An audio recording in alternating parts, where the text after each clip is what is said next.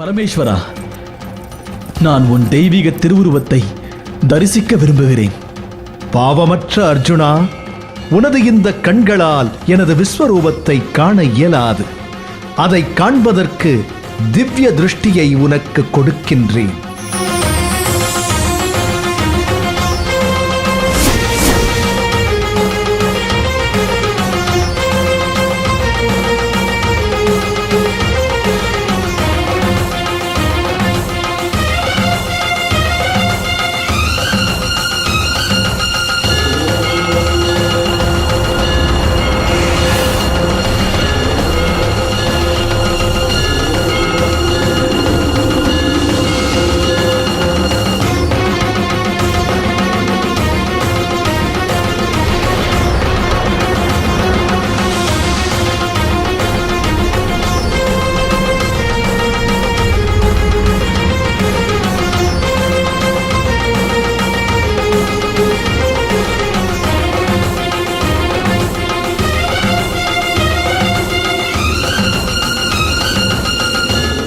நாதா, காண கிடைக்காத தங்களின் அற்புத விஸ்வரூபத்தைக் கண்டு பிறவி பலன் அடைந்தேன்.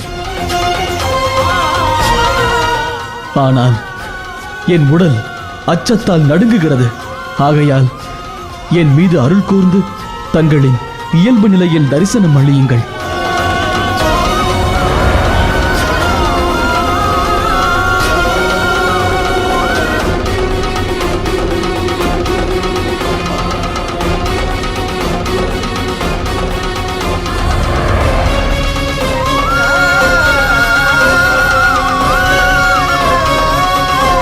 கிருஷ்ணா, நீ என்னை ஒரு நண்பன் தன் நண்பனை மன்னிப்பதைப் போல், தந்தை தன் மகனை மன்னிப்பதைப் போல், பகவான் ஒரு பக்தனை மன்னித்தருள்வதைப் போல தயை கூர்ந்து என்னையும் மன்னித்தருள வேண்டும்.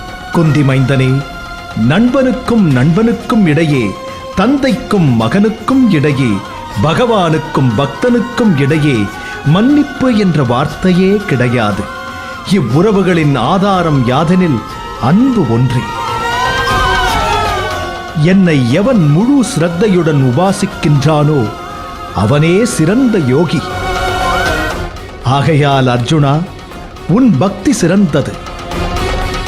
சிந்திப்பதானால் என்னை மட்டுமே சிந்தி, வணங்குவதாயின் என்னை மட்டுமே வணங்கு. அர்ஜுனா, எம்மிடம் மனதை செலுத்து. நீ இதை செய்துவிட்டால் யாம் உனக்கு வாக்களிக்கின்றோம், எம்மை நீ முழுமையாக அடைந்து விடுவாய். அர்ஜுனா, யாம் உம்மை அனைத்து பாவங்களிலிருந்தும் விடுவிப்போம். ஆகையால் சோகமடையாதே தனஞ்சயா, சோகமடையாதே. எம்மை நம்பு. என் பக்தனே, யாமே கர்மம், யாமே யோகம், யாமே பக்தி, யாமே அனைத்தின் ஆரம்பம் முடிவும் இலக்கும் ஆவோம். ஆகையால் யோகியைப் போல் கர்ம யோகம் செய். கவலையை விடு பார்த்தா, கவலையை விடு. எம் மீது விசுவாசமாக இரு. மாமனிதனே, காண்டீபத்தை எடு, யுத்தம் செய்.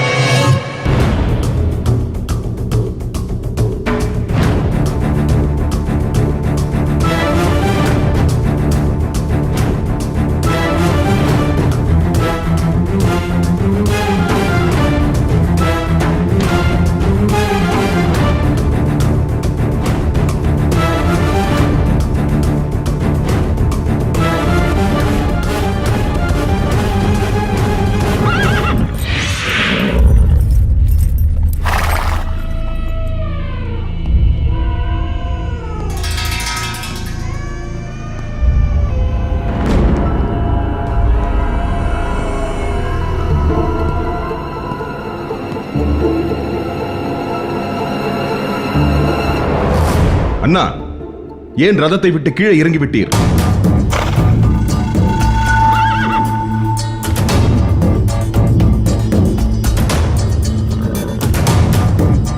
அரசே, அரசே, எங்கு செல்கின்றீர்? அரசே, அரசே! கிருஷ்ணா, அண்ணன் தர்மன் எங்கே செல்கிறார்? பொறுத்திருந்து பார்.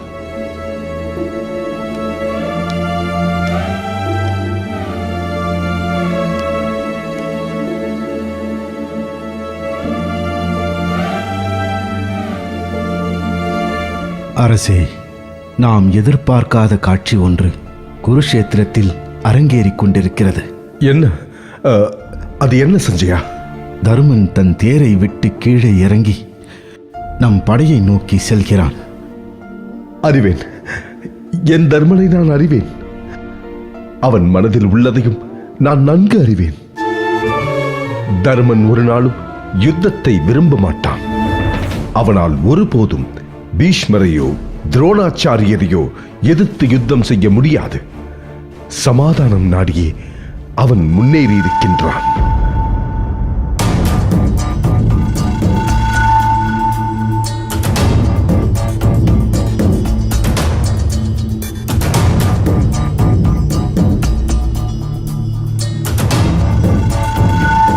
அங்கே நடந்து வருவது யார்?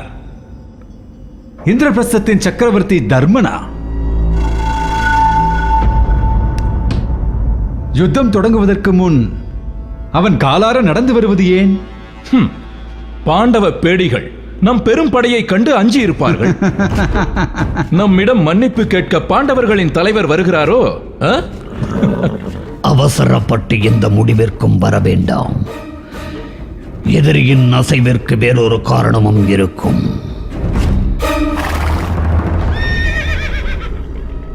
ஆச்சாரியாரே, தர்மன் இச்சூழலில் எதற்காக இங்கு வருகிறான்? அதுதான் எனக்கும் குழப்பமாக இருக்கிறது.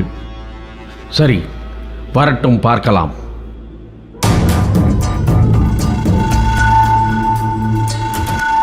வணக்கம் தாத்தா, நீங்கள் என்னை ஆசீர்வதிக்க வேண்டும்.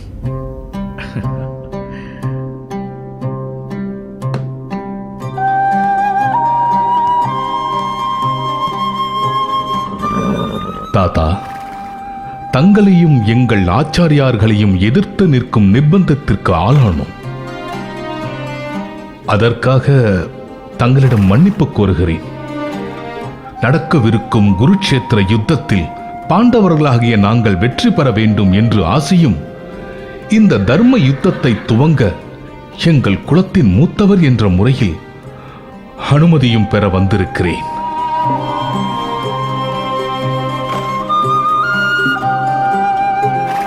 எழுந்திரு.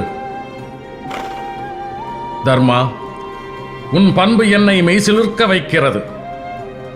நான் உனது எதிரிப்படையின் தலைமை சேனாதிபதியாக இருந்தாலும் தர்மத்தை அறிந்தவன் என்ற முறையில் கூறுகிறேன். எப்பொழுதுமே இறுதி வெற்றி தர்மத்திற்கே கிடைக்கும். கிருஷ்ணன் இருக்கும் இடத்தில் எப்பொழுதும் தர்மம் நிலைபெற்று இருக்கும். இறையருள் உன் எண்ணத்தை ஈடேற்றும். நீ சகல சம்பத்துக்களையும் பெற்று நீ பெருவாழ்வு வாழ்வதற்கு என்றும் என் ஆசிகள் உண்டு.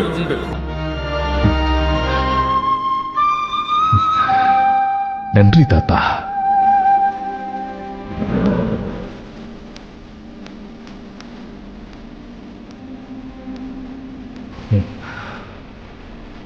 குலகுரு எம்மை ஆசீர்வதிக்க வேண்டும்.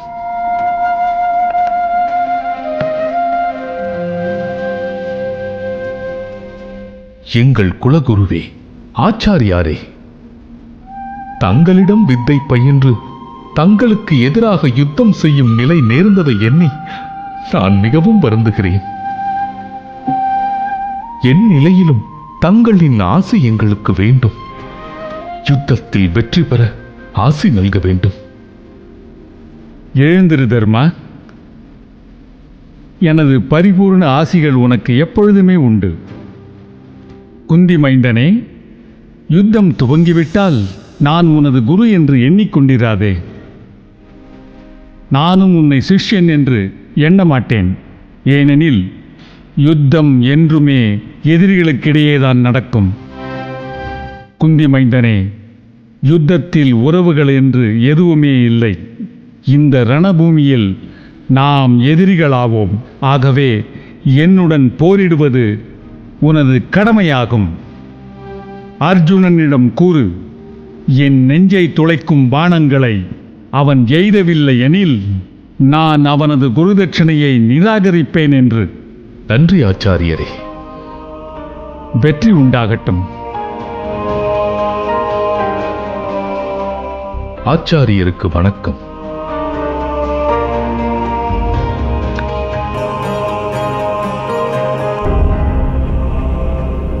ஆச்சாரியரே, தம் போன்ற அறிஞரிடமும் விவேகிகளிடமும் பாடம் பயிலும் பாக்கியம் பெற்றவர்கள் நாங்கள்.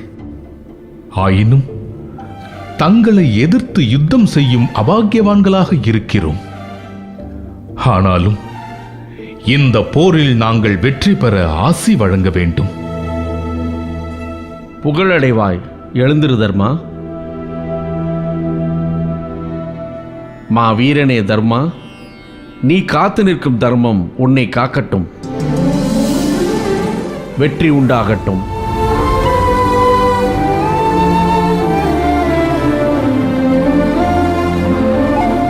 வணக்கம் மாமா.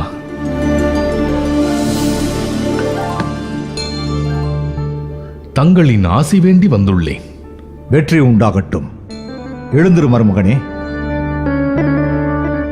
எனது அஸ்திரங்கள் அனைத்தும் துரியோதனனுக்காகத்தான். இருப்பினும் எனது ஆசீர்வாதம் அனைத்தும் உனக்காகத்தான். உனக்கு மட்டும்தான். வெற்றி பெறுவாய் மருமகனே.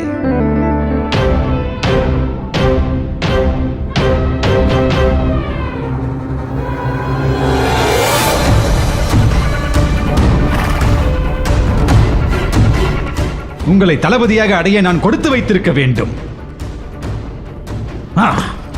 யாரை எதிர்த்து போர் புரிய போகிறோமோ அவர்களுக்கு வெற்றி ஆசையை வழங்குகிறீர்களா? துரியோதனா, ஒருவேளை நீ தர்மனின் காலில் வீழ்ந்திருந்தாலும் அவன் உனக்கு நிச்சயம் வெற்றி எனும் ஆசியைத்தான் வழங்கி இருப்பான். ஆனால் உன் கர்வம் உன்னை தடுக்கிறது.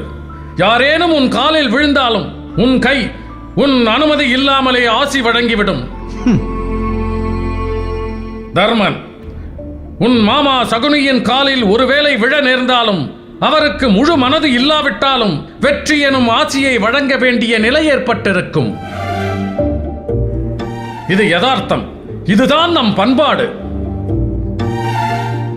மாமா, இது என்ன அநியாயம்? இவர்கள் அனைவரும் தர்மனுக்கு வெற்றி ஆசையை வழங்கியதோடு மட்டுமல்லாமல் அதற்கு நியாயம் கற்பிக்கின்றனரே. அதனால் உனக்கு என்ன பிரச்சனை? பெரியவர்களிடம் ஆசி கேட்டால் வழங்குவது வழக்கமான விஷயம்தானே. ஆனால் எனக்கு அப்படி தோன்றவில்லை. துரியோதனா, பிதாமகர் கூறியது போல் நீயும் தர்மனிடம் சென்று ஆசி பெற்று வா. அவனே ஆசையை யாசகம் பெற்று செல்கிறான். அந்த யாசகனிடம் நான் ஆசி பெற வேண்டுமா? இது எனக்கு வெட்கக்கேடு அல்லவா? பிறகு உன் விருப்பம்.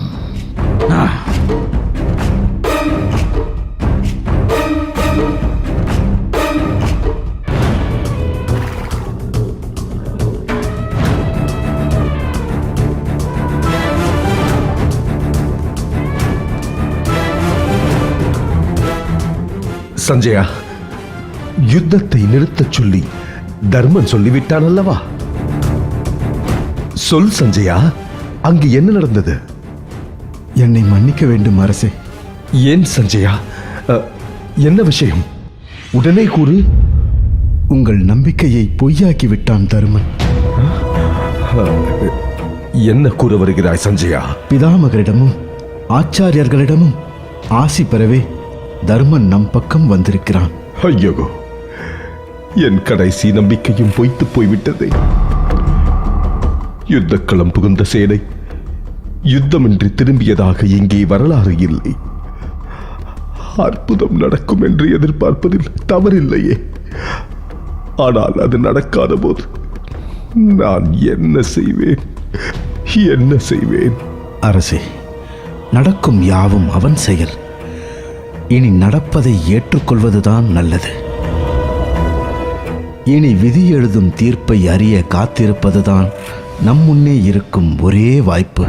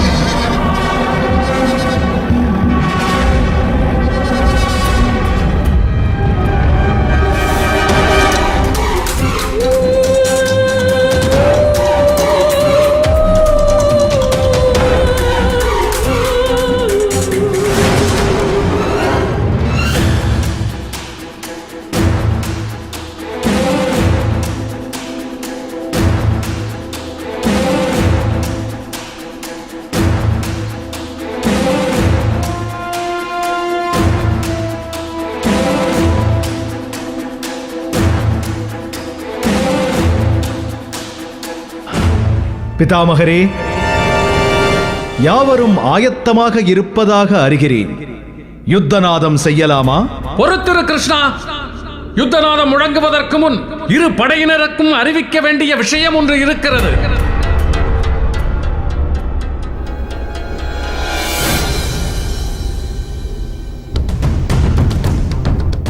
ஆம், இதுதான் யுத்தம் தொடங்குவதற்கு முன் உள்ள கடைசி மணித்துளிகள். இப்பொழுதே அறிவித்து விடுகிறேன். அனைவரும் கவனமாக கேளுங்கள். இந்த யுத்த களத்தில் கலந்து கொள்ளும் மன்னர்களே, இளவரசர்களே, வீரர்களே, உங்களில் யாரேனும் விருப்பமில்லாமல் இந்த யுத்த களத்திலே கலந்து கொண்டிருந்தாலும், அடுத்தவர் நிர்பந்தத்தினால் இந்த யுத்த களத்திலே கலந்து கொண்டிருந்தாலும், உடல்நல குறைபாடு ஏற்பட்டிருந்தாலும் அவர்கள் அனைவரும் இப்பொழுதே இந்த யுத்த களத்தில் இருந்து விலகிக் கொள்ளலாம்.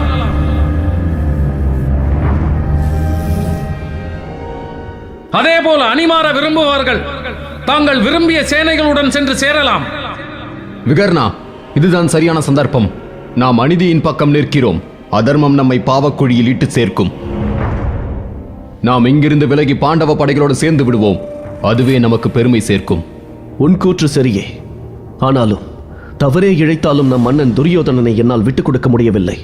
பாவமே பற்றும் என்றாலும் நான் கௌரவ சேனையில் இருந்தே மடிகிறேன். இல்லை விகர்ணா, நான் இங்கிருக்கும் ஒவ்வொரு தருணமும் என் மூச்சு நின்றுவிடும் போல் துடிக்கின்றது.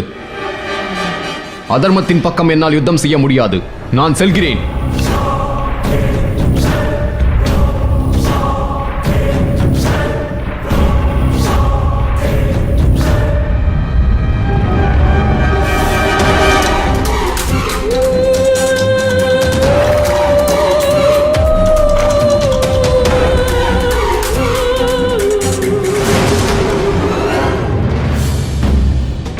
பிதாமகரே, யுயுத்சு ஆகிய நான் இக்கணமே கௌரவ சேனையை நீங்கி பாண்டவ சேனையை அடைகிறேன். துரோகி, தாசிக்கு பிறந்தவன் நீ என்பதை நிரூபித்து விட்டாயே. உயிருக்கு அஞ்சி ஓடும் கோழையே, பேடியே, நீ நரகத்திற்கு போக கடவாய். நாங்கள் இட்ட உணவை உண்டு கொழுத்து நாயிலும் நலிந்து நன்றி கெட்ட பேடியே, உன்னை போர்க்களத்தில் கொல்வேனடா. விட்டொழியட்டும் விடு துரியோதனா. அந்த யுயுத்ஸ் நம் பக்கம் இருந்து கொண்டு அரை மனதோடு யுத்தம் செய்வது நமக்குத்தான் ஆபத்து. அவன் பாண்டவர்கள் பக்கம் சென்றதே நல்லது. நீ அமைதி கொள் துரியோதனா.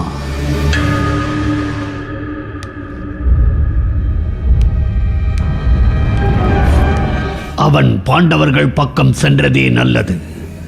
நீ அமைதி கொள் துரியோதனா.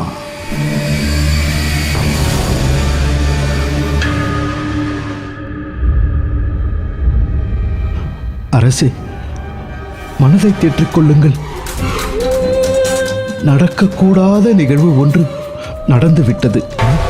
என்ன என்ன அது? சஞ்சயா, சொல், என்ன அது? தங்களின் புத்திரன் யுயுத்சு கௌரவர் சேனையை பிரிந்து பாண்டவர் சேனையை தஞ்சமடைந்தார்.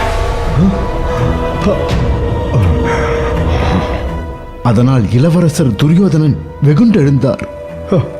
ஐயோ, நான் என்ன செய்வேன்? 1000 கருத்து வேறுபாடுகள் இருந்தாலும் என் புத்திரர்களுக்குள் பிளவு ஏதும் நிகழ்ந்ததில்லை. ஆனால் இன்று அவர்களுக்குள் பிரிவினை ஏற்பட்டதே. அது மட்டுமல்ல அரசே, யுயுத்சு மதியோகி மாவீரன்.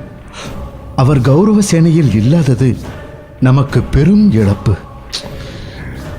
அவனை துரியோதனன் சமாதானம் செய்திருக்க வேண்டும். அது நடந்திருக்க வாய்ப்பில்லை அரசே.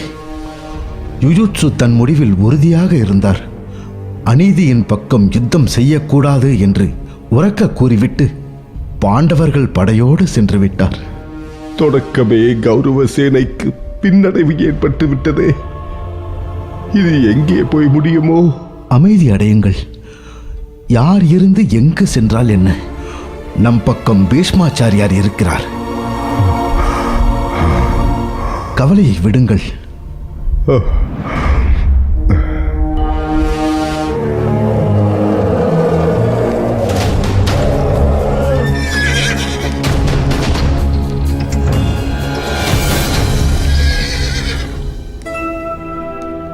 அண்ணா, என்னை ஏற்று தாங்கள் என்னை ஆசீர்வதிக்க வேண்டும். யுயுட்சு, நீ மண்ணிலே கிடந்தாலும் இன்னும் பொன்னாக ஒளிர்கிறாய். நீ எம் பக்கம் வந்து எம் சேனையோடு இணைந்ததில் எமக்கு பெருமகிழ்ச்சியும் பெருமையும் உள்ளது.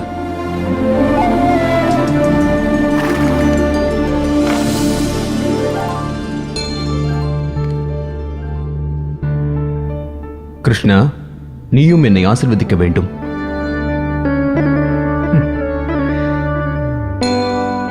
இந்த யுகம் உனை போன்ற ஒரு உத்தமனை இனி காணப்போவதில்லை. ராமனுக்கும் ராவணனுக்கும் யுத்தம் நடந்தபோது இறுதியில் விபீஷணன் ராமனை தஞ்சமடைந்தான். அதுபோல் நீ துரியோதனனின் துர்குணம் அறிந்து தர்மனை தஞ்சமடைந்திருக்கிறாய். விபீஷணனைப் போல் உன் புகழ் இந்த உலகம் உள்ள மட்டில் உயர்ந்து நிற்கும்.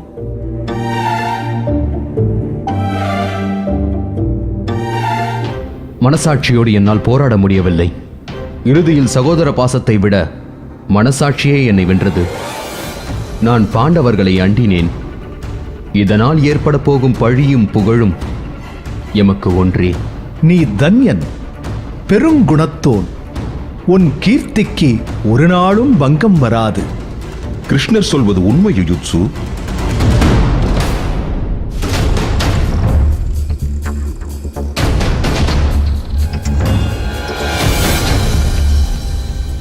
தர்மா, யுத்தம் குறிக்கப்பட்ட முகூர்த்தம் நெருங்கிவிட்டது. யுத்தம் தொடங்க இன்னும் சில மணி துளிகளே உள்ளன. அதற்கு முன் துர்க்கையை வணங்கிக் கொள். தாயே துர்கா தேவி, எமக்கு அருள் புரிவாயாக.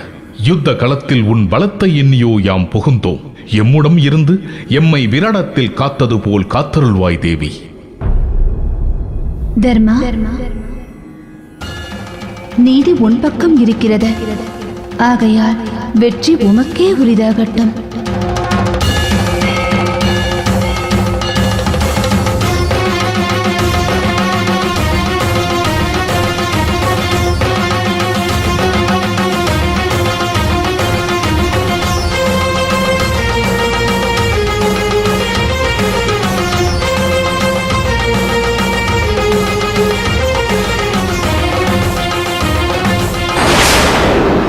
யுத்தம் தொடங்கட்டும்.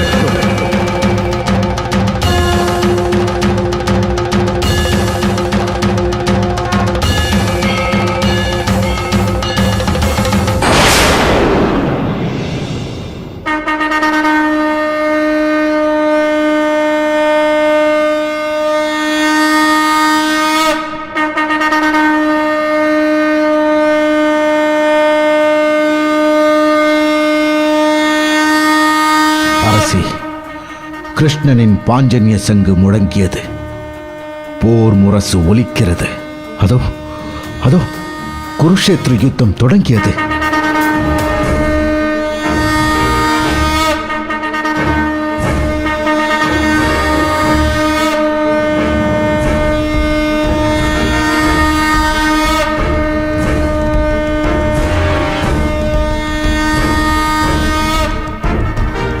நடப்பது சங்குல யுத்தம். அதாவது குறிப்பிட்ட எந்த வியூகமும் அமைக்காமல் இரு சேனைகளும் ஒன்றோடு ஒன்று மோதிக்கொள்கின்றனர். இப்படி ஒரு யுத்தத்தை இந்த பாரத வருஷமே இதுவரை சந்தித்திருக்காது.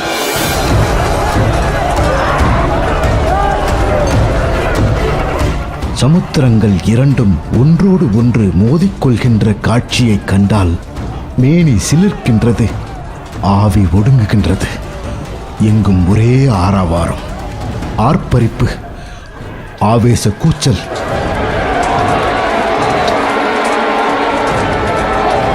வாளோடு வாள் உரசும் சத்தம்.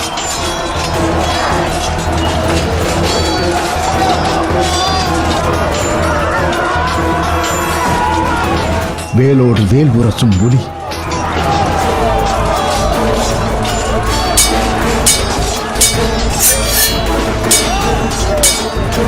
கதையோடு கதை தாக்கும் ஓசை.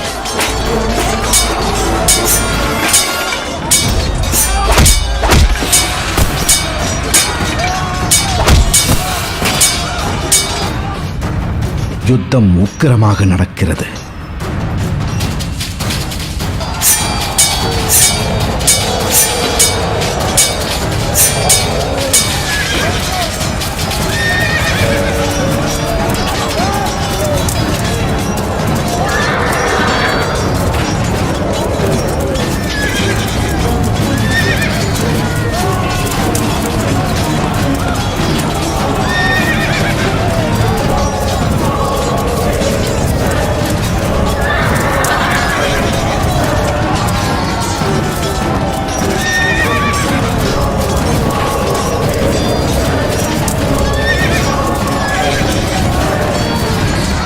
கௌரவ சேனைக்கு தலைமை வகிக்கும் பீஷ்மர் தாம் பிரவேசிக்கும் பக்கமெல்லாம் பாண்டவர் சேனையை கொத்து கொத்தாக கொன்று குவிக்கிறார்.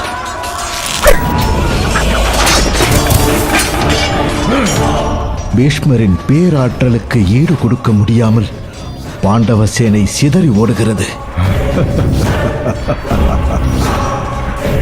சஞ்சயா, யார் யாரோடு யுத்தம் செய்கிறார்கள் என்று சொல்வாயா?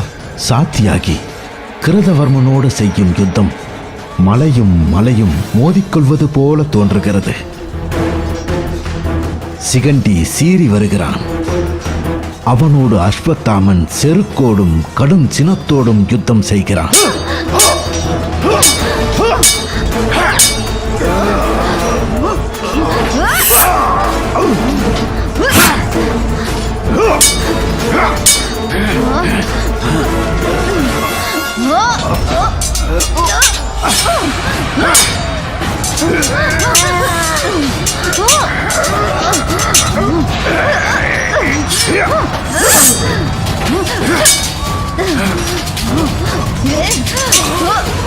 விராடராஜன் பகதத்தனோடு கடுமையாக கதா யுத்தம் புரிந்து கொண்டிருக்கிறான். நகுலன் துச்சாதனனோடு சண்டையிட்டுக் கொண்டிருக்கிறான். தருமன் துரியோதனனோடு யுத்தம் செய்து கொண்டிருக்கிறார்.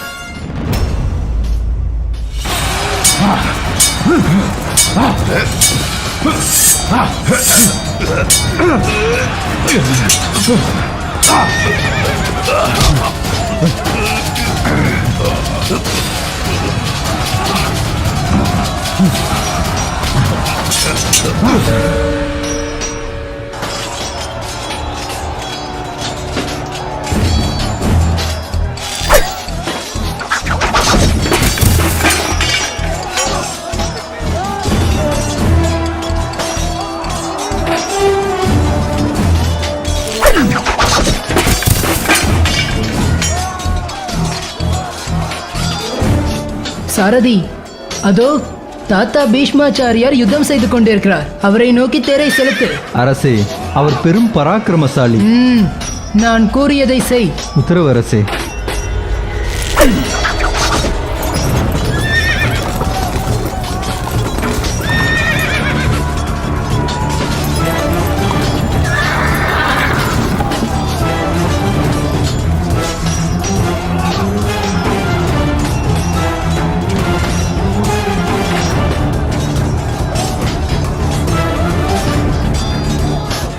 சிறுவனே, யார் நீ?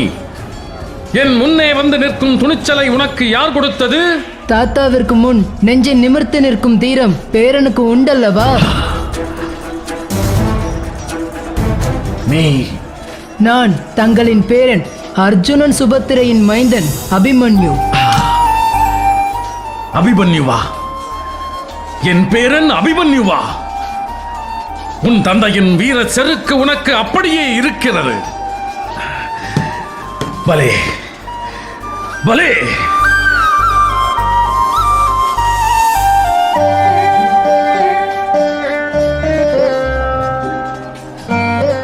கங்கையின் மைந்தரே, இமயமலையைப் போல் தகர்க்க முடியாத வீரம் பொருந்திய பிதா மகரே, விரும்பிய போது மரணத்தை பெறும் பேர் பெற்ற மா மனிதரே, 1000 யுத்த கலங்களை கண்ட மா வீரரே, தங்களை காண வேண்டும் என எத்தனை கனவோடு இருந்தேன் தெரியுமா? தங்களின் வீர பராக்கிரமங்களையும் வீரத்தையும் அன்பையும் பற்றி நான் கேள்விப்பட்டிருக்கிறேன். இன்றுதான் நேரில் காணும் பாக்கியம் கிட்டியது. ஆனால் இன்று தங்களின் சத்ருவாக எதிர் சைனியத்தில் நிற்கும் துர்பாகிய நிலையை அடைந்தேன். என்னை தாங்கள் மன்னித்து அருள வேண்டும். அத்தினாபுரத்தின் காவலரை என்னை தாங்கள் ஆசிர்வதிக்க வேண்டும். அன்பனையே, எழுந்திரு. செல்வனே அபிமன்யு, உன்னுடைய வீரத்தை கண்டேன். தனி ஒருவனாக நின்று கௌரவ சேனையை எதிர்த்து கதிகலங்க செய்த உன் பராக்கிரமத்தை கண்டு மகிழ்ந்தேன். இந்த தாத்தனுக்கு நிகராக போர் புரிந்த பேரனை கண்டேன். அபிமன்யு, இந்த பெருங்கிழவனின் ஆசீர்வாதங்கள் உனக்கு என்றும் உண்டு, என்றும் உண்டு. நன்றி தாத்தா. நான் நம்பிக்கையோடு இருக்கிறேன். மீண்டும் ஒரு நாள் வரும். அந்த நாளில் தங்கள் மடியில் துயிலும் பாக்கியம் இந்த பேரனுக்கு கிடைக்கும் என்று நம்புகிறேன்.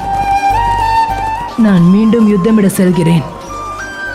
எனக்கும் அதே கனவு உண்டு அபிமன்யு. அந்த நாளுக்காகத்தான் இந்த கிழவன் காத்துக் கொண்டிருக்கிறான். சென்று வா. நன்றி தாத்தா. வெற்றி உண்டாகட்டும்.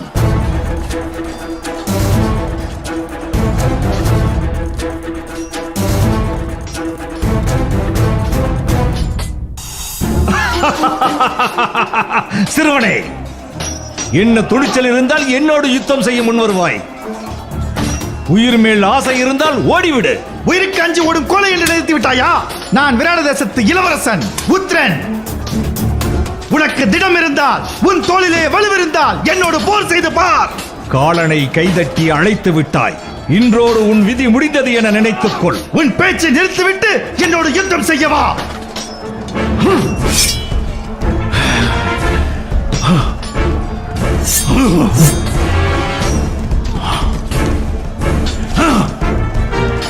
இந்த சல்லியன் சொன்ன சொல் தவறாதவன் என்று இந்த உலகம் அறியட்டும். துரியோதனனுக்கு என் விசுவாசத்தை நிரூபிக்கின்ற நேரம் வந்து விட்டது. இதோ இந்த வாளால் உன் உயிரை பறிக்கிறேன். சல்லியனுக்கும் விராட இளவரசன் உத்திரனுக்கும் நடக்கும் யுத்தம் சண்ட மாருதங்கள் மோதிக்கொள்வது போல தோன்றுகிறது.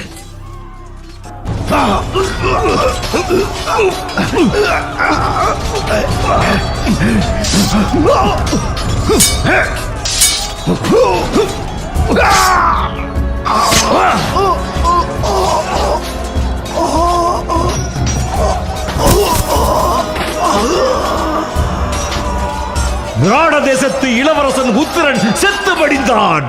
அரசே, யுத்தத்தில் முதல் பலி கொடுக்கப்பட்டது. சஞ்சயா, யார் யார் யாரை பலி கொடுத்தது? மாவீரர் மத்ரா தேசத்து அரசர் சல்லியன் விராட இளவரசரை கொன்றுவிட்டார். பலே பலே, அப்படியா?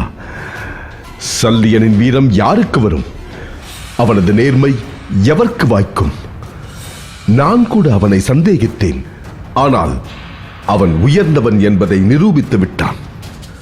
பாண்டவர்கள் சல்லியனுக்கு மருமகன்கள். ஆனால் கொடுத்த வாக்கிற்காக வெற்றியை நமக்கு உரிதாக்கி இருக்கிறான் மாவீரன் சல்லியன். உண்மைதான் அரசே.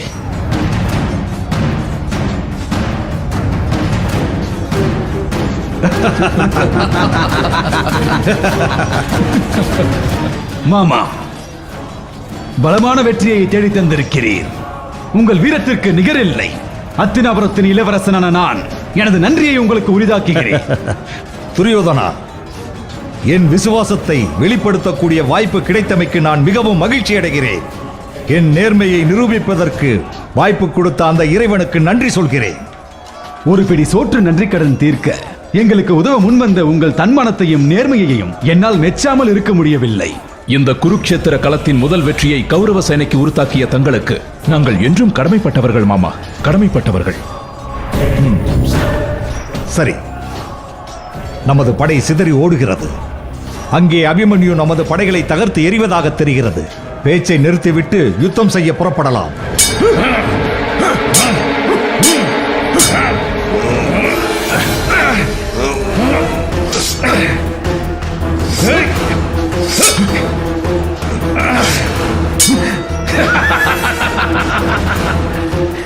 வீராட தேசத்து சிறுவனிடம் போர் புரிவதா என்று நான் யோசித்தேன்.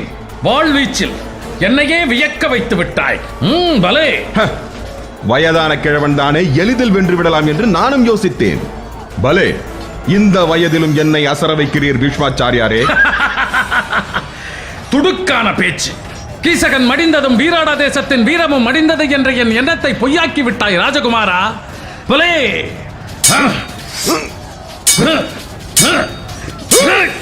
ஸ்வேதா, ஸ்வேதா, சதானிகா, ஏன் இத்தனை பதற்றத்தோடு ஓடி வருகிறாய்? உன் அண்ணன் உத்திரனை தன் ஆயுதத்தால் சல்லியன் கொன்று விட்டான். உத்திரா, வீரமரணத்தை எய்தினாயா? சல்லியா, உன் கதையை முடிக்க உடனே வருகிறேன். ஸ்வேதா, என் வாளுக்கு பதில் சொல்லிவிட்டு பிறகு சல்லியனை நாடிச் செல். நான் தங்களை பிறகு சந்திக்கிறேன். இப்போது வழிவிடுங்கள். என் சகோதரனை கொன்ற சல்லியனை கொன்றுவிட்டு திரும்ப வருகிறேன். நல்ல வேடிக்கை. சல்லியனை என்ன புல் என்று நினைத்தாயா? கிள்ளி எறிந்து விட்டு வருவதற்கு. அவன் 1000 யானை பலம் கொண்டவன். அவன் எதிரே நீ சென்று நின்றால் உன் பலமும் அவனை சென்று சேரும். அதையும் பார்த்து விடலாம். இப்போது புறப்படுகிறேன். அது முடியாது. முதலில் என்னை வென்றுவிட்டு பிறகு இங்கிருந்து புறப்படு. அதுதான் யுத்த தர்மம். உங்களை வென்றுவிட்டல்ல, கொன்றுவிட்டு இங்கிருந்து புறப்படுகிறேன்.